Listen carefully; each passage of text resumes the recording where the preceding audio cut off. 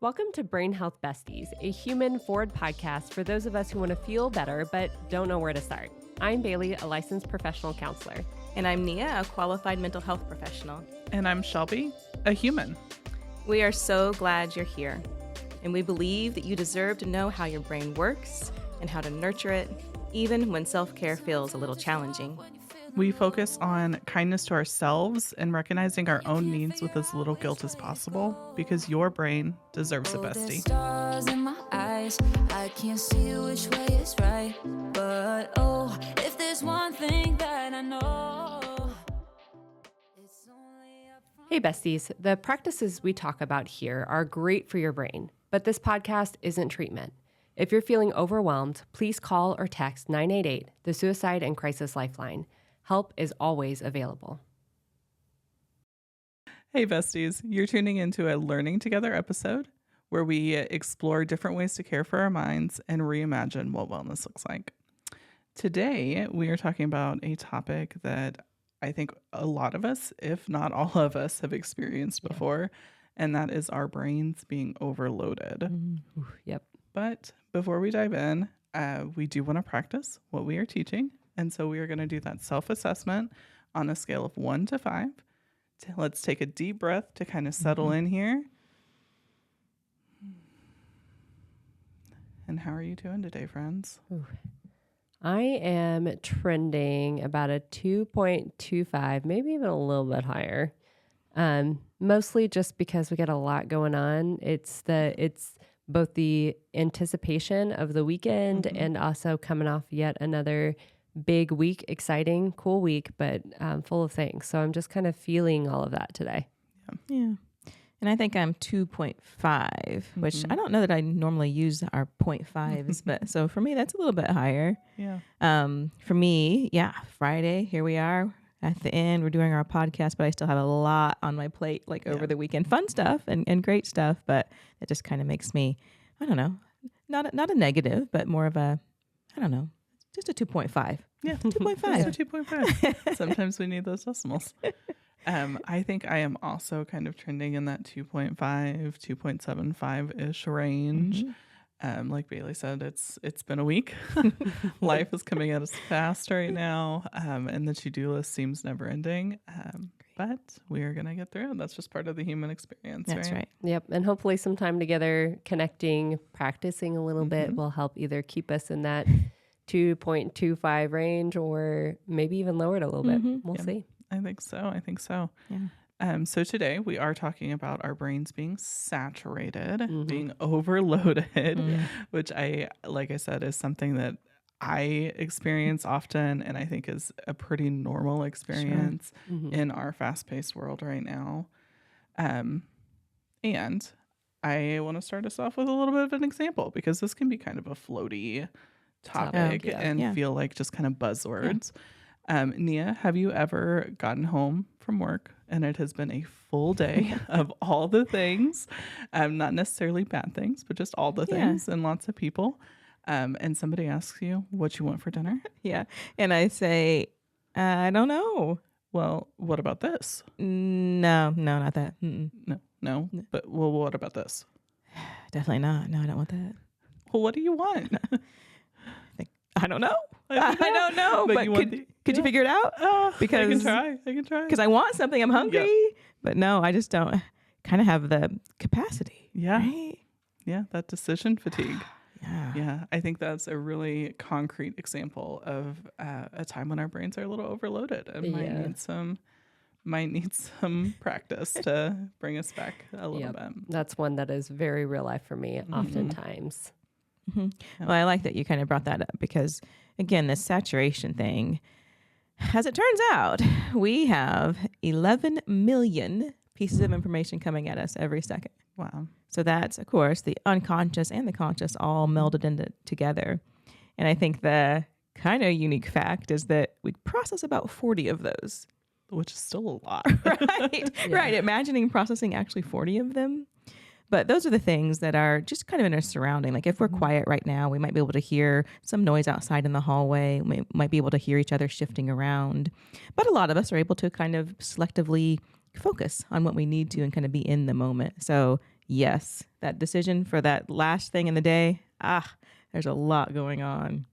Yeah. Definitely. And when you say the unconscious, so yes, our brains are processing. My brain is processing what you're saying right now. But like you mentioned, my brain is also processing the lights and the temperature of the room and the way my clothes feel on my skin and any smells that are coming. And so our they're constantly processing the conscious and unconscious all the time. And with a world that is so stimulating, of course, we get easily saturated because it is nonstop. We're constantly getting information, maybe even in more ways than we used to, because we think about things like phone notifications and email alerts and news cycles and radios and LED lighting and all of these things that our brains are trying to take in. Plus, like being around other people and trying to understand their emotions and their experience and reading nonverbal cues. It is just so much. It is so much. Yeah. And for each person, it's different, you know, even like sensitivities to weather changes and things like that. So I think it's a good idea to talk about kind of what the symptoms could look like, right? Because this is what we're trying to do. We want to talk about the things. Yeah. So then if they pop up for us, then we at least have kind of broached it a little bit before. But again, each person's going to be different. But some of the things that research has said, we have a wonderful researcher by the name of Shirazi, and they really put out some of the big ones, or the ones that are kind of prominent. So we have things like paralysis. Right. So if you've ever had that would be, well, like we talked about, you know, that one last decision just couldn't do. Maybe you even feel weighted down, right? It's almost an actual paralysis, not just the thinking, but your body even doesn't want to move as much. You could have irrational thoughts, right? Sometimes we get stuck in a thought that just isn't positive for us, and it can snowball, right? That it gets bigger and bigger and bigger. It compounds. Maybe we withdraw and our mood changes, right? We withdraw from hanging out with a family or with friends. Our mood, we get kind of short with people, or crabby, I guess we could say, or just down. Yeah. And then also some physical stuff. So a lot of times maybe they're people that live with a migraine, or even the actual symptoms of feeling ill, right? Even though we're not ill, you know, there's not a fever, but our body is really telling us that something's going on. We're tired, and more than just tired, but just really, really, really fatigued. People even have dizziness and maybe their breath is speeding up, their heart rate speeds up. Yeah. So all of it is pretty important symptoms to kind of just check in with yourself and get to know some of those if those are ones that come up for you. Yeah. And I think it's important to note that, so we keep calling this saturation. The therapy world and the behavioral health world calls this cognitive overload, which is just fancy way of saying our brains are maxed. Sure. What I love sort of the random facts and information that you can get. Humans, so here's one for you. Humans are the only creature or animal that when our brain shuts down, our bodies don't also shut down. Our brains can get into saturation and pause, and our bodies can keep moving. And the example that I love giving is if you think of fainting goats, right? Yeah. They are the perfect example of their brains freeze, and so do their bodies. Yeah. You also see this happen with predators and animals like antelope in the wild. When a predator grabs them, they'll freeze and their whole body freezes. And when they come back, the whole brain-body connection is in one piece. Humans can actually kind of detach our brain and body conversation in ways that other animals cannot.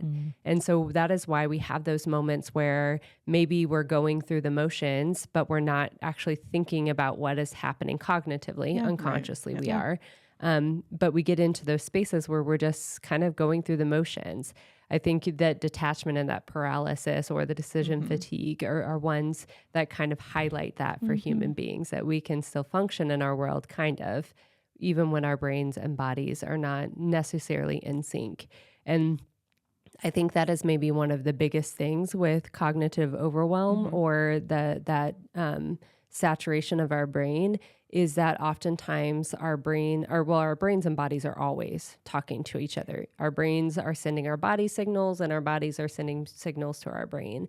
And when those get misaligned or are not quite speaking to each other consciously, that's when we get that paralysis or that detachment. And then the opposite can happen, like you were saying, Nia, with the irrational thoughts. Sometimes our brain goes into overdrive. It doesn't shut down. It goes into the cyclical thinking, sometimes, and usually not, for me anyway, not always awesome thoughts. It's the negative or the worried thoughts that kind of cycle around and around and around, and gets put on repeat. Yeah. So I think it's important to notice those symptoms and be aware of sort of the common symptoms.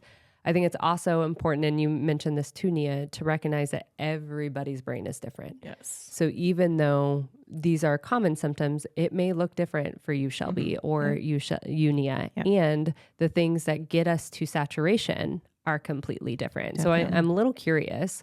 What are those things? Because I have things in my brain that I know are the things that kind of cue me into that saturation faster than other situations. Yeah. So what are the things for you all that gets you to that saturated point kind of quickly? Yeah. I think a very general one for me is going to the grocery store. Yeah.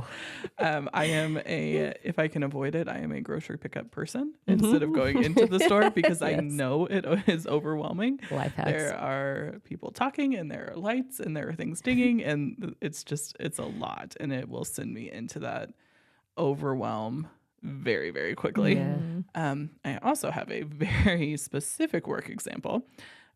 I was working on a project and I had spent months working on this project, and it was on our website. It was an online platform, and I had been gone for a couple of days, and an update had been run on our website, and it had completely deleted everything I had been working on. And my body and my brain just immediately shut down. There was no thinking beyond the moment. There was nothing but like pure, what do I do? Yeah. I couldn't get up and walk away from my desk. I couldn't think about what would fix it. I was just stuck, like in that paralysis. And I couldn't do anything about it, even in the days following. Yeah. And it took Bailey coming back in after some PTO and just saying, why don't you just email our carrier and see if they can fix it? Yeah. And it was the simplest fix, and they were able to fix it. Yep. But my brain was so overwhelmed with the situation and oversaturated that I couldn't even think of an email. Yeah. Kind of like a combination of fatigued, right? So much you put into it, and then just that one last thing, which was huge. I remember that. It was huge. Yeah. It was huge. Yep. So, and I think there's a nuance here. And Nia, I do want to hear your story too. But I think there's a nuance here with stressed and saturated. Stress can cause saturation. Those two can be linked. However, we can also get oversaturated for things that may be deemed good or positive. I can go to a training and sit all day and be excited about that learning. And by the end of the day, I am saturated. Yeah. I'm not stressed out by the training, but my brain has taken in so much information that it is hard to really just kind of make any other decisions or be in any other space meaningfully. So that I think it's important to talk through the nuanced detail of, yes, saturation and overwhelm can co-occur, but they don't necessarily have to either. Yeah, for sure. Sorry, Nia, I interrupted your story. I think mine is similar. So mine is kind of when I've probably been working on something that maybe is challenging for me. Right? So I've been working hard on it, trying to learn it. It's just not coming out as I want, and that just gets frustrating. It does. So I try to just step away from it. I use distraction, but I also give myself a time to go back to it, right? Yeah. Because I want to be proud of myself, right? So I know I can get it down. Maybe I step outside in the hallway and talk to some colleagues. Maybe I ask you guys some questions about it. Maybe I literally just do something else. But it's important to me to be able to get back to it and get the thing completed. Yeah. And that helps me out too, to have that actually finished.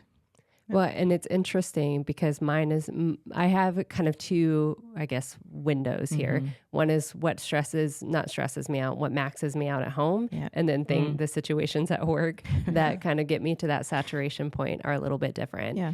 So for me, sitting in meetings all day where I'm meeting with different people and taking in a lot of different information, those information gathering spaces.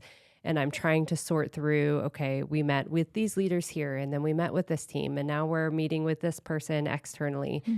At the end of that time, my brain is cognitively max, is trying to keep all the information sorted. I try to take really good notes, but you all do a beautiful job of helping me orient back when I'm like, okay, I know we met with these people. I could tell you generally how I felt about it, but the details I can't remember and my notes aren't making sense.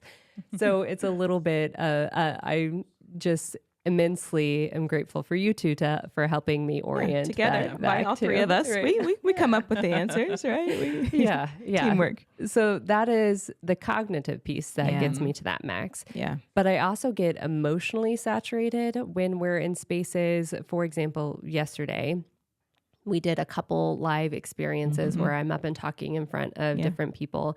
One of them was a rather large gathering with over 60 people.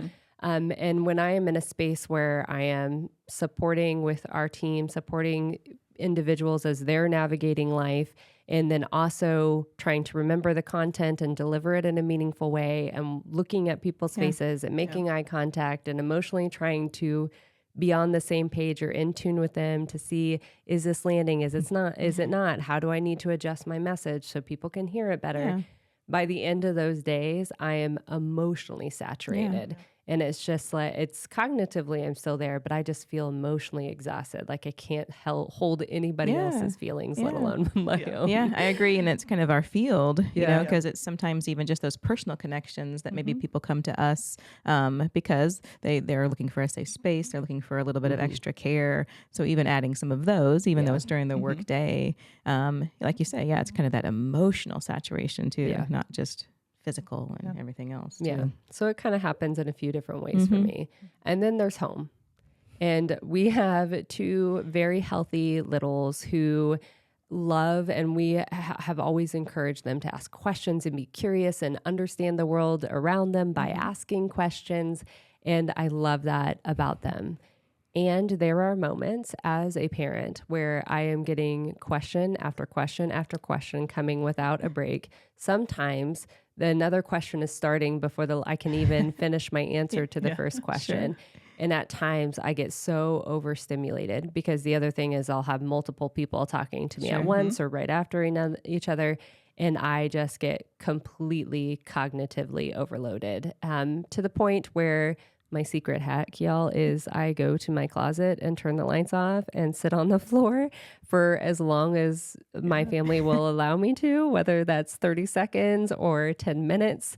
I just sit and try to focus on as few senses as possible and try to take some of that overstimulation out of the picture to just kind of settle in a little bit. Well, you know, it works for you. I love that. It does. And it's a version of grounding, right, Bailey? Right. Which is the practice that we're going to jump into in our next episode. Can you explain a little bit of the clinical background of grounding and why it is so helpful when we are feeling maxed and saturated? Yeah, so it's really rooted into that brain-body connection. When we get caught in our brains and our brains get overstimulated, kind of thinking about it like a breaker switch. When we overload our electrical system, our grid, right, the breaker goes off. It says, nope, too maxed, and it shuts down. Our brains can do the same thing. Things like grounding exercises are like going back out to your garage or wherever your breaker is, looking for that breaker switch and popping it back on. You're popping the communication back on between your brain and body. Because oftentimes with that paralysis and detachment being the number one symptom of saturation, you're really just working to get that connected again, to get your brain and body cognitively speaking to each other so that we can be more present in the moment. We can feel the floor beneath us, and then we can start to make decisions to care for ourselves. And grounding is a type of mindfulness practice. which mindfulness is truly just bringing our brain back to the moment over and over and over again. And sometimes that takes 3 times. Sometimes that takes 300 times, just welcoming our brain to the moment, because our brains are built to wander. They are built to go to that to-do list that isn't finished. They are built to go back to the conversation we had 3 minutes ago. They are built to think about what's coming after this. And so mindfulness practices, and specifically grounding, is the practice of getting us into this moment using mostly our senses. Very cool. So that's what this practice will be rooted into. Really, when we think about grounding mindfulness practices, that's rooted in a lot of evidence-based theories in the therapy world. Polyvagal theory, dialectical behavioral therapy utilizes this one. We see it in somatic therapies, which are all about brain-body connection. And really, we use this to kind of reinstate that brain-body connection so that we can make the next best decisions for ourselves too. Love that. Very cool. Well, friends, I don't know about you, but like I said, I am feeling a little overwhelmed this week and oversaturated. So I am ready to jump into the practice, I think.